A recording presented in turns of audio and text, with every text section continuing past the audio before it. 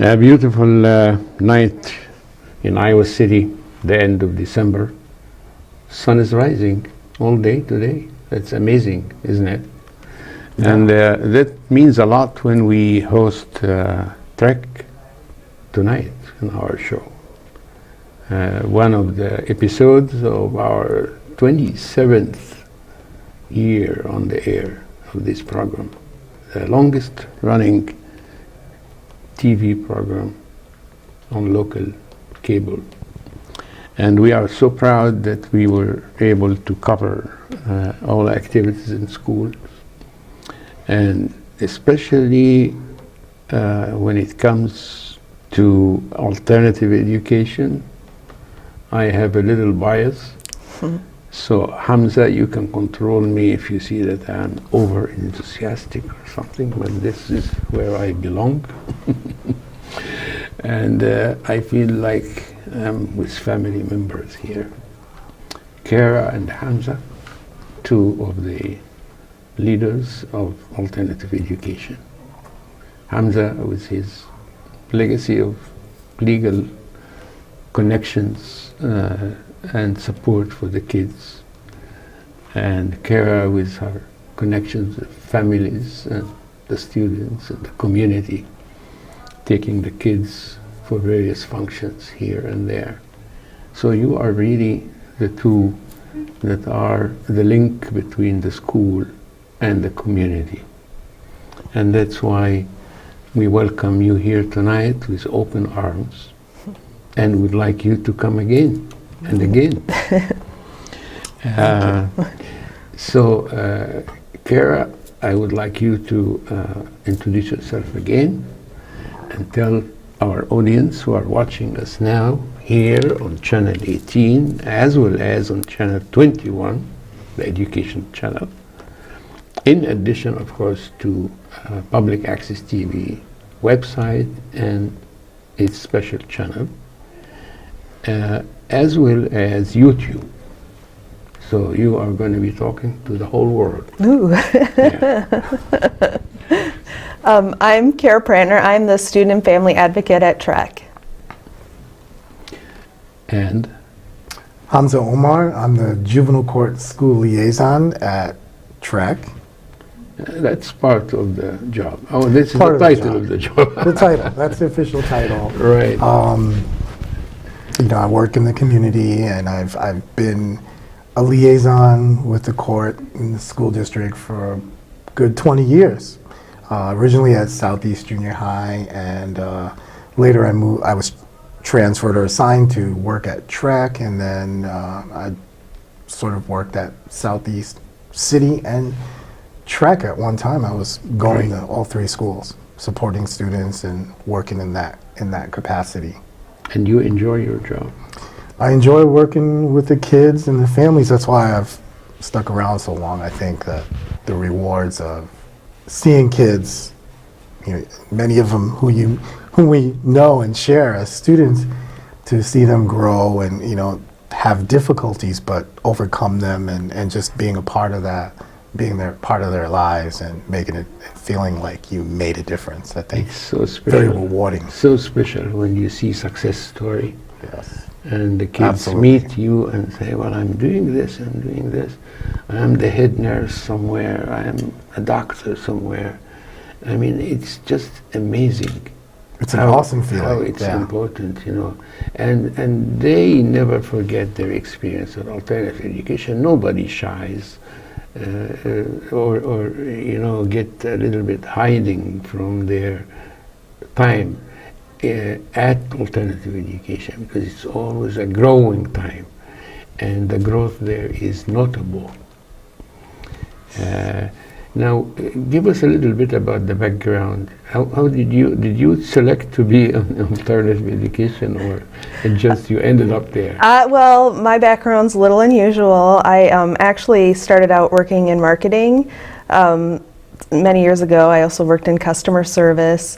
And then there came to a point where our company got bought out, and I had to decide on what I wanted to do next. And I decided to go back to school to get a psychology degree, and I really wanted to work with at-risk youth. And so finished my schooling, and then a position opened at TREC, and luckily I got it, and I've been there 4 years now.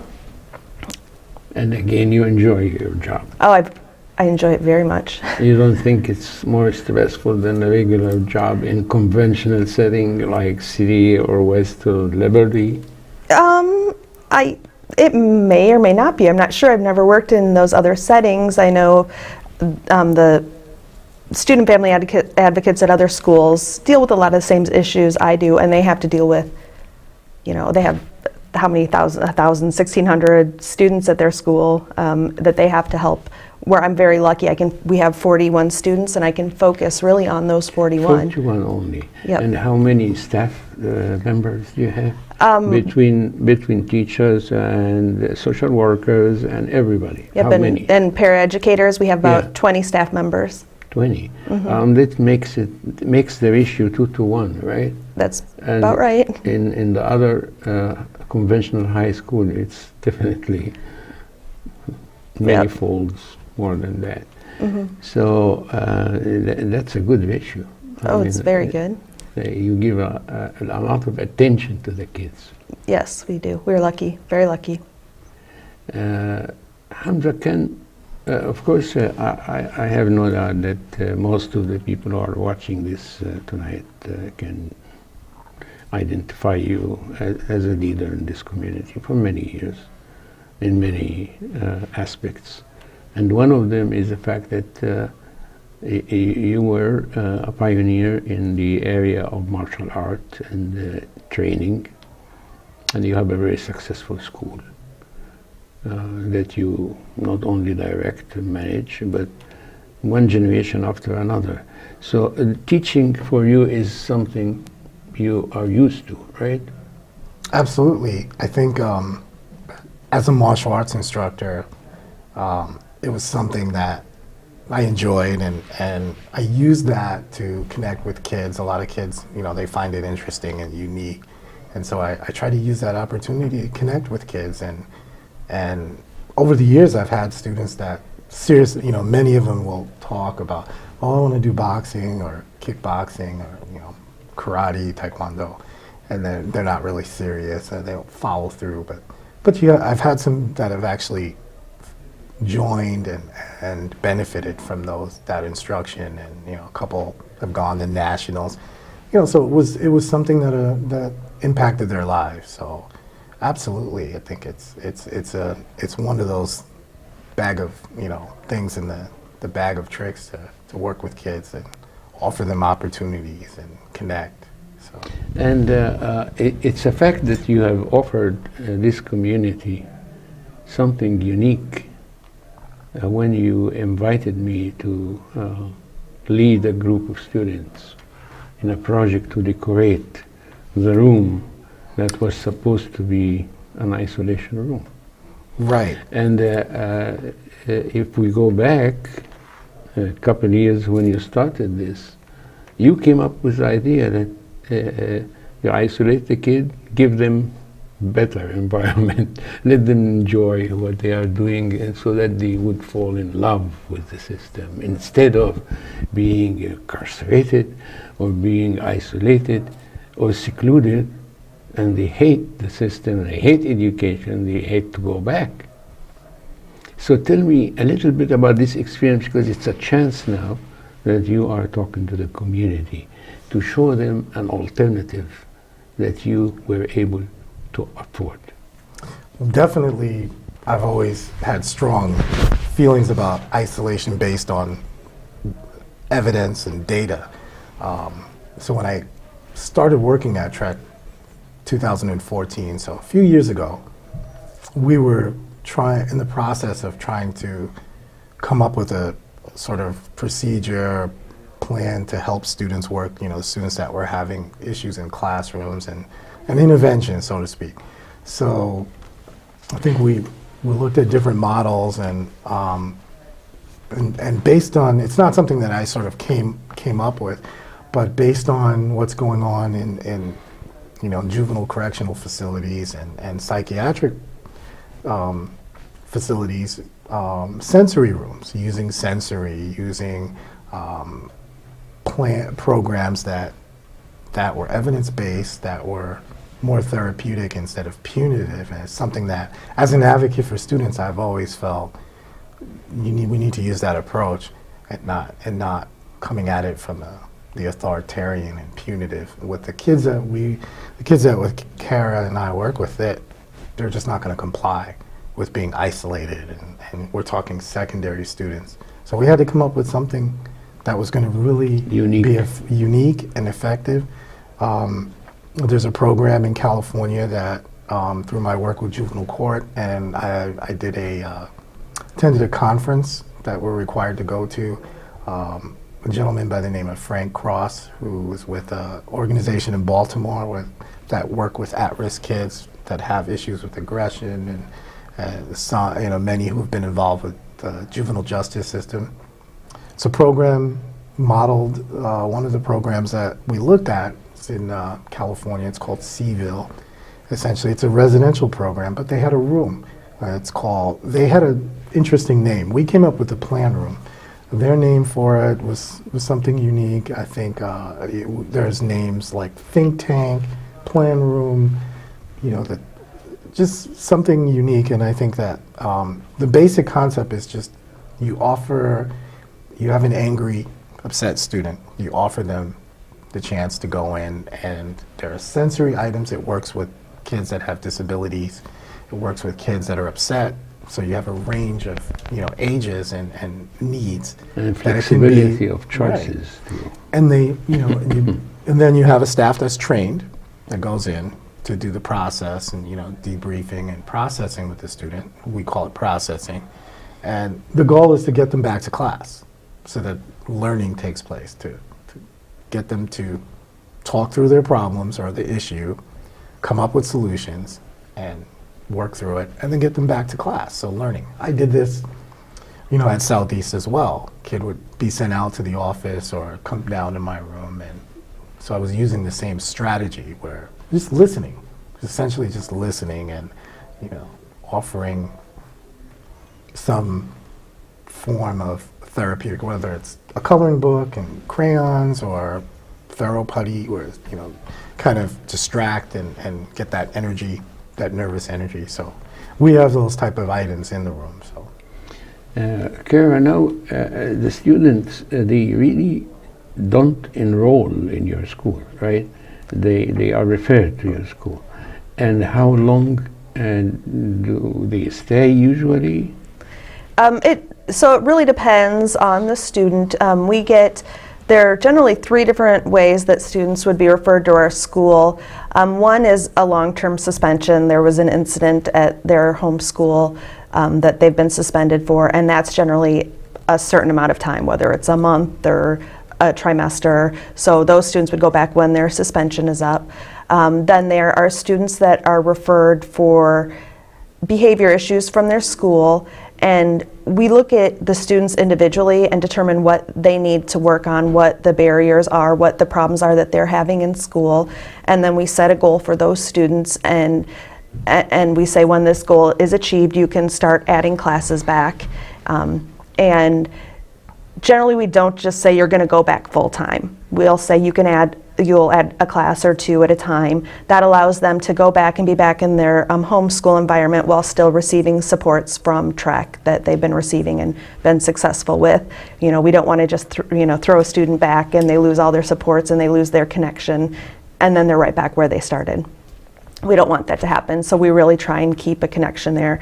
And then we generally, after 3 weeks or so, we'll review, and then hopefully they'll add a couple more classes and then a couple more classes until they're full-time back at their schools.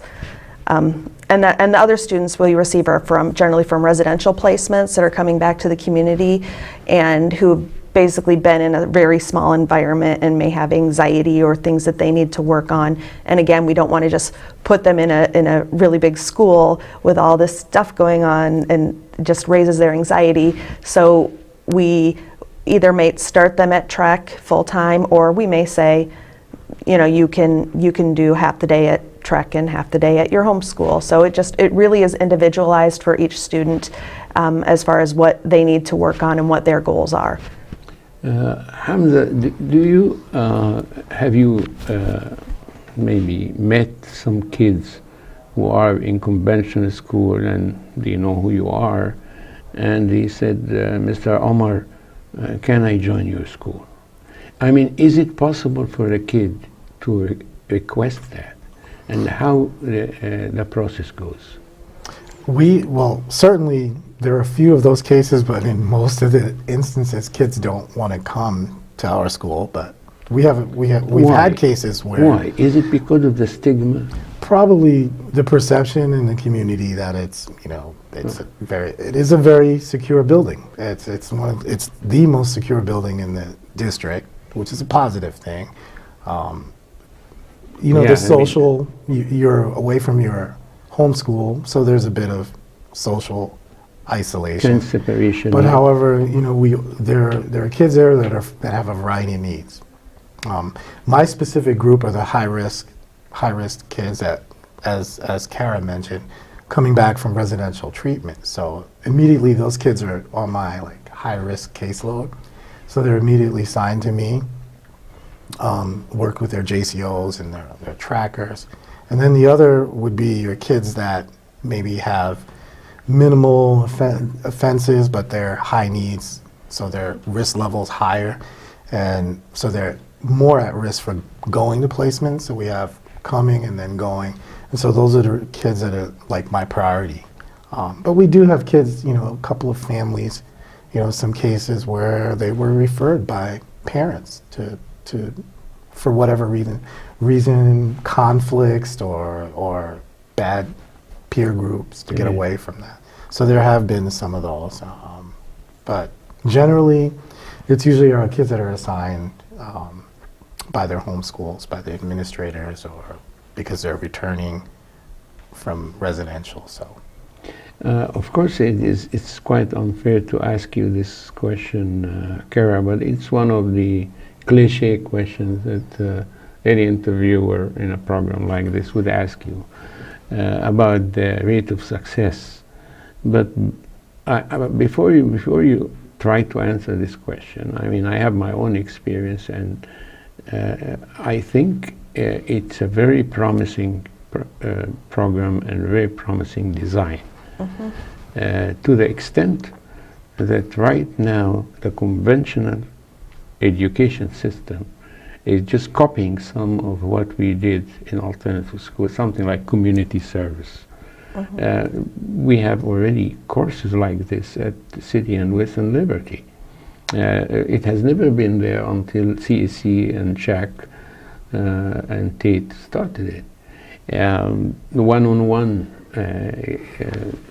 or try to go through the computer and depend on yourself with one teacher observing your work and giving you guidance. So they are copying what we do in alternative education, and that's positive. But from your own observation, I just have to add that we had miserable failures too. Sometimes it's very upsetting. Sometimes you go home very frustrated, said, how come I could not do something there? So tell me about your experience. What really makes you always wanting to go back to school the next day, and what makes you say, "Oh, that's tough"?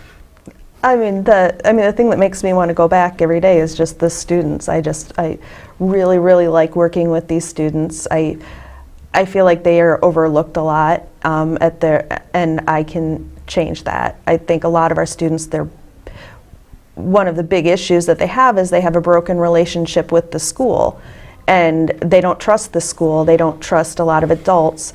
So if I can build a trust with those students, that just feels really, really good. And the toughest part is, of course, when students don't succeed, when you've really worked hard with a student, really tried to get through to a student, and they just don't have enough trust in you to build that relationship.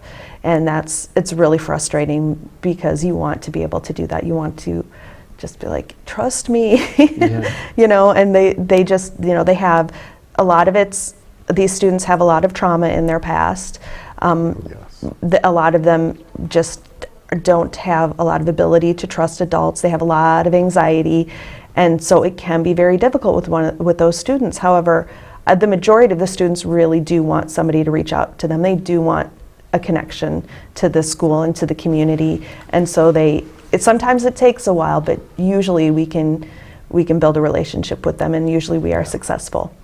And in particular, some minority students too, because they come from an environment that really celebrates the jocks and the football player and the active kid and the rich kid and all that, and they feel like, well, where am I there? So they feel kind of lost sometimes, whether they are among the minority population, or they are not outspoken about their problem. They are not, as you said, don't trust those adults. Tell me about your experience in this area, Mr. Omar. Well, we have an overrepresentation of minority students at TREC, and that is true.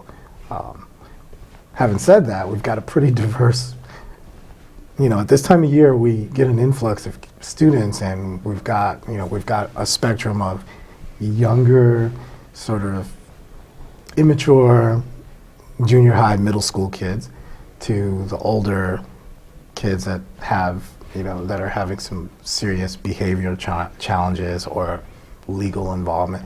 And then we have kids that are there because they're not in trouble. They have mental health issues, like Kara said. They're there for anxiety, they're there for depression. They need that smaller environment, that connection. So pretty diverse, small environment.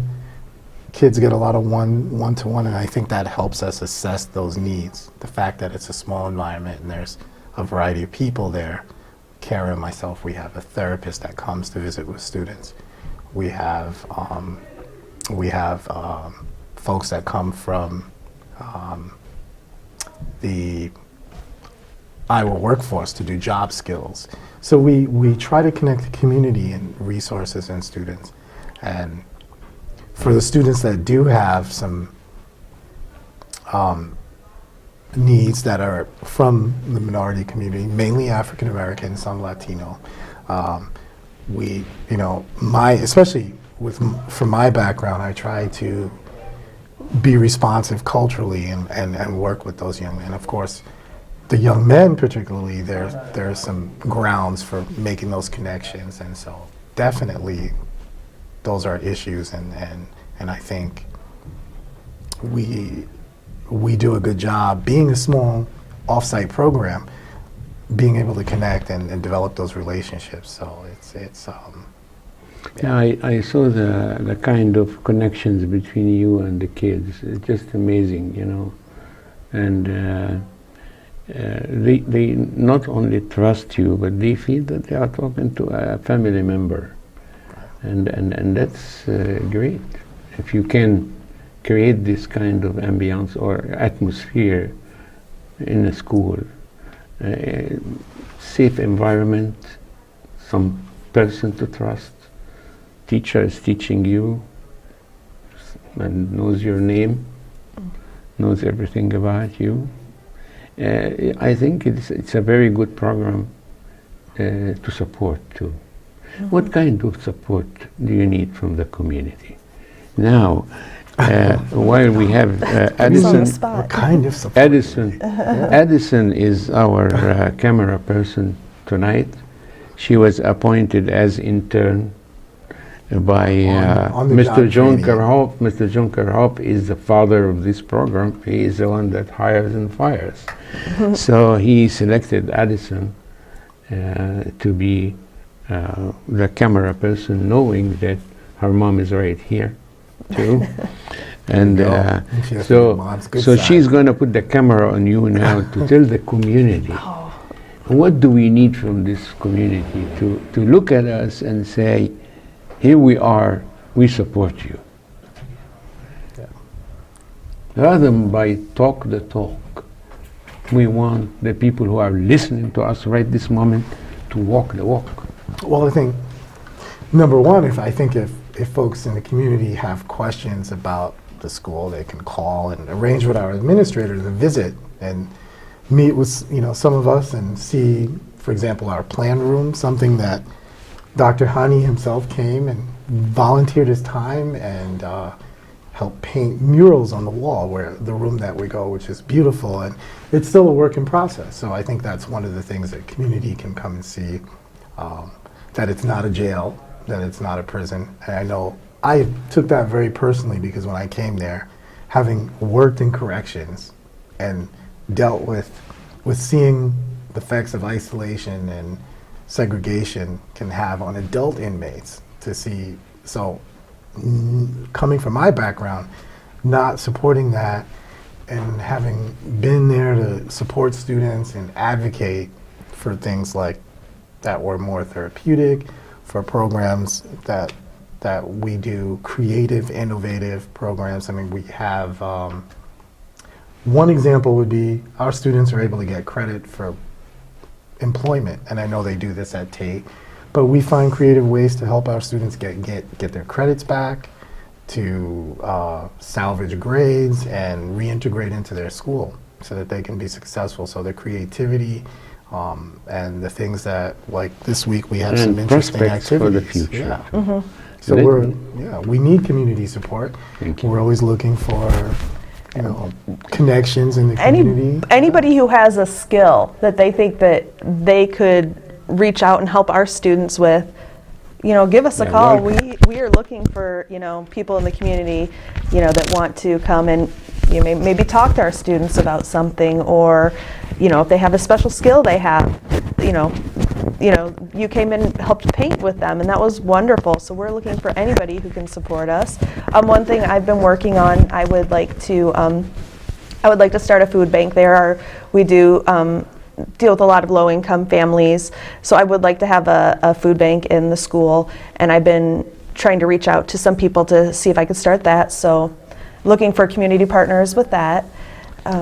Well, I think I would like to spend the whole night talking about your success and this wonderful program, but I guess we have to close it now and wrap it up, and just thank you for being with us tonight, and thank the you for audience, inviting us. Yes, thank you. and thank the camera person now. We were just getting warmed up. You asked us what we needed, and I was like, oh, wait a minute. And we are so proud of you, and would like you to keep doing what you're doing, because you are doing the right thing in the right time for the right people. And can I say one more Thank you thing? very much.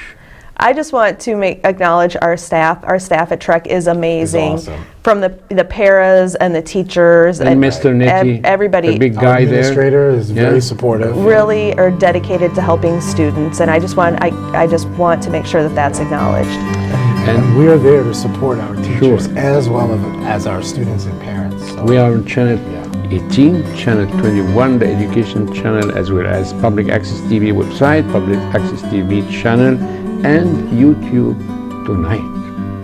Thank you very much, and welcome back to I a was new getting episode warmed up of now. Education Exchange. tell the community what you need. I was getting ready. I was like, whoa, okay, yeah, come.